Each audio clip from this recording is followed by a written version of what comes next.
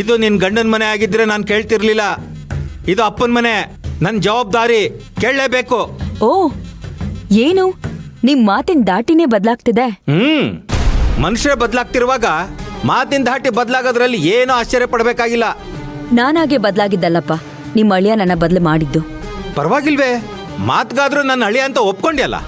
ಅವನ್ನ ನಾನು ಕಟ್ಕೊಂಡಿಲ್ಲ ಅಂದ್ರೂ ನಿನ್ಗೆ ಅಳಿಯನೇ ಆಗ್ಬೇಕು ಅಪ್ಪ. ನಾನು ಒಪ್ಕೊಳ್ಳಿ ಬಿಡ್ಲಿ, ಆದ್ರೆ ಅವನ ಗಂಡ ಸ್ಥಾನದಿಂದ ಯಾವತ್ತೋ ಕಿತ್ತು ಬಿಸಾಕಾಯ್ತು. ಪಂಚಾಯಿತಿ ಇನ್ನೂ ತೀರ್ಪು ಕೊಟ್ಟಿಲ್ಲ.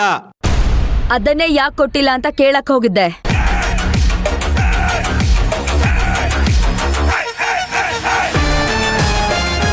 ಆದಷ್ಟು ಬೇಗ ನೀವು ಪಂಚಾಯಿತಿ ಸೇರಿಸಿ ತೀರ್ಮಾನ ತಗೊಳ್ತಿರೋ, ಇಲ್ಲ ಅಂತಂದ್ರೆ ನಾನೇ ಕೋರ್ಟ್ಗೆ ಹೋಗಿ ಡಿವೋರ್ಸ್ ತಗೊಳ್ಳ ಅಂತ ಹೇಳ್ಬಿಟ್ ಬಂದೆ.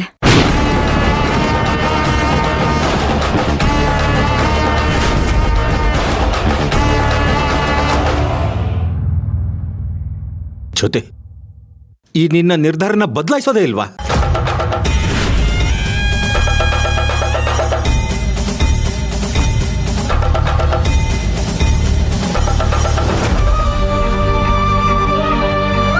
ನನಗೆ ಗೊತ್ತು ಜ್ಯೋತಿ, ನೀನು ಬದಲಾಗಲ್ಲ ಅಂತ. ಆದರೆ ನಾನು ನಿನ್ನನ್ನು ಬದಲಾಯಿಸದೆ ಬಿಡೋದಿಲ್ಲ. ಅಣ್ಣ, ಪುಟಿ, ಏನ್ ಯೋಚನೆ ಮಾಡ್ತಿದ್ಯಾ ಅಣ್ಣ? ಇವಾಗ ಇನ್ನೇನು ಯೋಚನೆ ಮಾಡ್ಲಮ್ಮ, ಜ್ಯೋತಿ ಬಗ್ಗೆನೇ ಯೋಚನೆ ಮಾಡ್ತಾ ಇದ್ದೀನಿ. ಅದು ಸರಿ, ನೀನೇನಿಲ್ಲಿ? ಜ್ಯೋತಿ ವಿಷಯದ ಬಗ್ಗೆ ಮಾತಾಡಕ್ ಬಂದೆ ಅಣ್ಣ. ಯಾಕಮ್ಮ, ಏನ್ ವಿಷಯ? ಅಣ್ಣ, ಜ್ಯೋತಿ ಪಂಚಾಯಿತಿ ಆಫೀಸ್ ಹತ್ರ ಬಂದಿದ್ಲು. ನಿಮಗಿನ್ 1 ವಾರ ಟೈಮ್ ಕೊಡ್ತಾ ಇದೀನಿ ಅಷ್ಟೇ. ಅಷ್ಟರಲ್ಲಿ 2 ಕುಟುಂಬನ ಪಂಚಾಯಿತಿಗೆ ಸೇರಿಸಿ ನನಗೆ ಡಿವೋರ್ಸ್ ಕೊಡ್ಸಿದ್ರೆ ಸರಿ.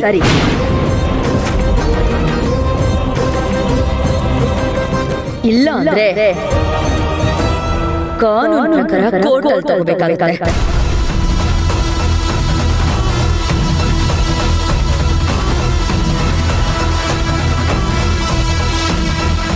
ಇನ್ನು 1 ವಾರ ಅಷ್ಟೇ. ಇನ್ನು 1 ವಾರದಲ್ಲಿ ನನಗೇನ್ ಸಿಗ್ಬೇಕೋ ಅದು ಸಿಗ್ಲಿಲ್ಲ ಅಂತಂದ್ರೆ ಎಲ್ ತಗೋಬೇಕು ಅಂತ ತುಂಬಾ ಚೆನ್ನಾಗಿ ಗೊತ್ತಿದೆ.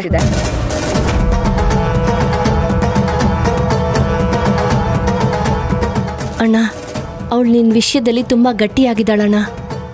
ಯಾರ ಮಾತು ಕೇಳೋ ತಾಳ್ಮೇನೂ ಅವಳಿಗಿಲ್ಲ.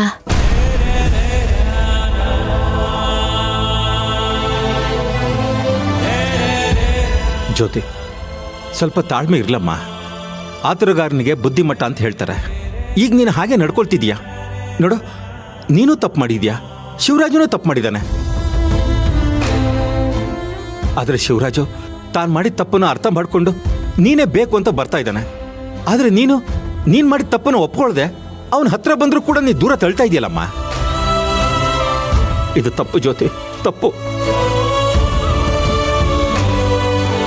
ನೋಡು, ಆ ಭಗವಂತ ಅವಕಾಶನ ಪದೇ ಪದೇ ಕೊಡಲ್ಲ. ಕೊಟ್ಟಾಗ ಮಾತ್ರ ಬಿಡಬೇಡ. ಜ್ಯೋತಿ, ಒಂದು ಮಾತು ಹೇಳ್ತೀನಿ ಕೇಳಮ್ಮ. ಅವನು ದೂರ ಆಗಬೇಕು ಅಂತ ಎಷ್ಟು ಪ್ರಯತ್ನ ಪಡ್ತಿದ್ಯೋ ಅದರಲ್ಲಿ 1 ಭಾಗದಷ್ಟಾದರೂ ಹತ್ರ ಆಗೋದಕ್ಕೆ ಪ್ರಯತ್ನ ಪಡು. ಹೋಗ್ಲಿ ಬಿಡಮ್ಮ. ನೋಡು, ನೀನು ಹ್ಞೂ ಅಂದ್ರೆ ಸಾಕು, ಆ ಶಿವರಾಜು ಅಂಬಾರಿ ತಗೊಂಡು ಬಂದು ನಿನ್ನನ್ನು ಕರ್ಕೊಂಡು ಹೋಗ್ತಾನೆ. ನಿನ್ನನ್ನು ರಾಣಿ ಥರ ನೋಡ್ಕೋತಾನೆ. ಅಪ್ಪ, ನನಗೆ ರಾಣಿ ತರ ನೋಡ್ಕೊಳ್ಳೋ ಗಂಡ ಬೇಡ. ಹೆಂಡತಿನ ಹೆಂಡತಿ ತರ ನೋಡ್ಕೊಳ್ಳೋ ಗಂಡ ಇದ್ರೆ ಸಾಕು. ಆಯ್ತಮ್ಮ, ಹಾಗೆ ನೋಡ್ಕೋತಾನೆ. ಅವನೇ ಹೇಳಿದನಲ್ಲ. ನಿನಗೆ ಕೈ ಮುಗೀತೀನಮ್ಮ, ದಯವಿಟ್ಟು ಆಗಲ್ಲ ಅಂತ ಮಾತ್ರ ಹೇಳ್ಬೇಡ. ಇದೊಂದ್ಸಲ ಅವನನ್ನ ಕ್ಷಮಿಸಿ ಆ ಮನೆ ಹೊಸಲು ತುಳಿ ಅಮ್ಮ. ಸಾಧ್ಯನೇ ಇಲ್ಲ. ಅವಳು ಹೋಯ್ತೀನಿ ಅಂದ್ರು ನಾನು ಹೋಗಕ್ ಬಿಡಕ್ಕಿಲ್ಲ. ಅತ್ತೆ ಮಾವ ಹೆಂಡತಿ ಅಂತನೂ ನೋಡ್ದೆ ನಮ್ಮನ್ನೆಲ್ಲ ಜೈಲಾಗೆ ಕೊಳೆಯಂಗ್ ಮಾಡ್ದವನವನು. ಏನೋ ನಮ್ಮ ಮಗಳು ಬುದ್ಧಿವಂತಿಕೆಯಿಂದ ನಾವು ಹೊರಗೆ ಬಂದ್ವಿ. ಇಲ್ಲ ಅಂದಿದ್ರೆ ಇನ್ನು ಜೈಲಾಗೆ ಕೊಳಿಬೇಕಾಗಿತ್ತು. ಏಯ್, ನೀವು ಮಾಡಿದ ತಪ್ಪಿಗೆ ಪ್ರಾಯಶ್ಚಿತ್ತ ಆಗ್ಲಿ ಅಂತ ಶಿವರಾಜು ಹಾಗೆ ಮಾಡಿದ್ದು.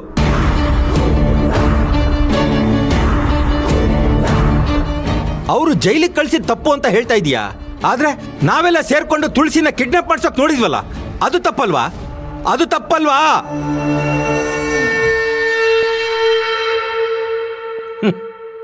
ಪಾಪ ತುಳಸಿ ಸಾವು ಬದುಕಿನ ಮಧ್ಯೆ ಹೋರಾಡ್ತಿದ್ಲು ಅಂದ್ರೆ ಅದಕ್ಕೆ ಕಾರಣ ಯಾರು? ನೀವೇ.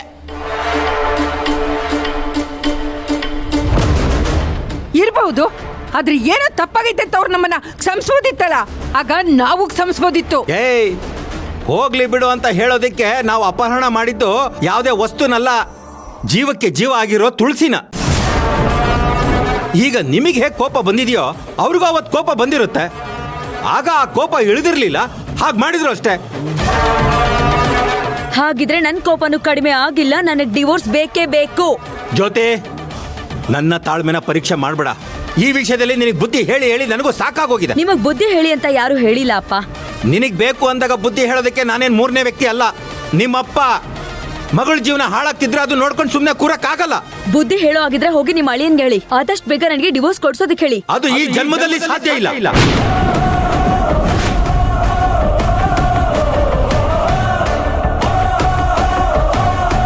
ನಿಮ್ಮಮ್ಮ ಹೇಗೆ ನೀನು ಒಪ್ಪಿದ್ರು ನಾನು ಒಪ್ಪಲ್ಲ ಅಂತ ಹೇಳ್ತಾ ಇದ್ದಾಳೋ, ಹಾಗೆ ಶಿವರಾಜ ಒಪ್ಪಿದ್ರು ನಾನು ಒಪ್ಪಲ್ಲ. ನೀನ್ ಆ ಮನೆಗೆ ಹೋಗ್ಬೇಕು, ಶಿವರಾಜ ಜೊತೆ ಸಂಸಾರ ಮಾಡ್ಬೇಕು.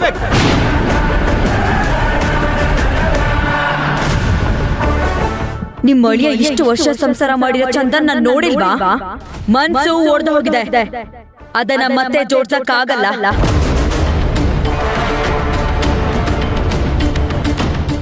ಈ ಸಂಬಂಧ ಸರಿ ಹೋಗಲ್ಲ ಹೋಗಲ್ಲ ಹೋಗಲ್ಲ.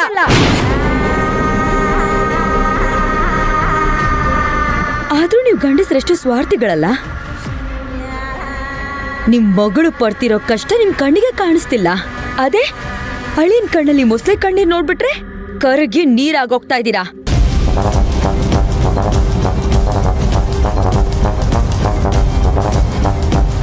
ತಾಯಿಯಂತೆ ಮಗಳು ಅನ್ನೋ ಗಾದೆನ ಇವಾಗ ಬದಲಾಯಿಸ್ಬೇಕು ಅಂತ ಅನ್ನಿಸ್ತಾ ಇದೆ. ಮಾವನಂತೆ ಅಳಿಯ, ನೂಲಿನಂತೆ ಅಂಗಿ ಅಂತ ಬದಲಾಯಿಸ್ಬೇಕು. ಎಷ್ಟೇ ಆಗ್ಲಿ ನೀವ್ ಸಾಕಿರೋ ಅಳಿಯ ಅಲ್ವಾ, ಅದಕ್ಕೆ ನಿಮ್ ಬುದ್ಧಿನೇ ಬಂದಿದೆ. ಜ್ಯೋತಿ,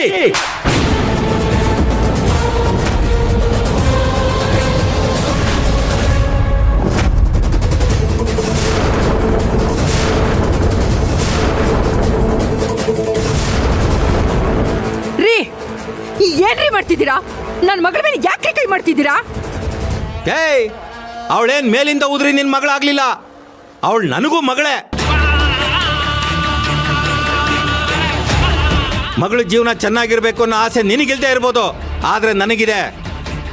ಅವಳಿಗೆ ಹೊಡೆದು ಬಡ್ದಾದ್ರೂ ಸರಿ, ಅವಳ ಜೀವನನ ಸರಿ ಮಾಡ್ತೀನಿ. ಅದೀ ಜನ್ಮದಲ್ಲಿ ಸಾಧ್ಯ ಇಲ್ಲ. ನೀವ್ ಹೆದರ್ಸಿದ ಕೂಡ್ಲೆ ಹೆದರ್ಕೊಳ್ಳೋದಿಕ್ಕೆ ನಾನೇನ್ LKG ಹುಡುಗಿ ಅಲ್ಲ. ನೀವ್ ನನಗ್ ಹೊಡೆದ್ರು ಬಡದ್ರು, ಯಾಕೆ ಒಂದ್ ವೇಳೆ ಸಾಯಿಸಿದ್ರು ನನ್ನ ಶಿವರಾಜ್ ಜೊತೆ ಬದುಕಲ್ಲ ಬದುಕಲ್ಲ ಬದುಕಲ್ಲ. ಅದು ಹೇಗ್ ಬಾಳಲ್ಲ ಅಂತ ನಾನು ನೋಡ್ತೀನಿ. ರೀ, ಏಯ್,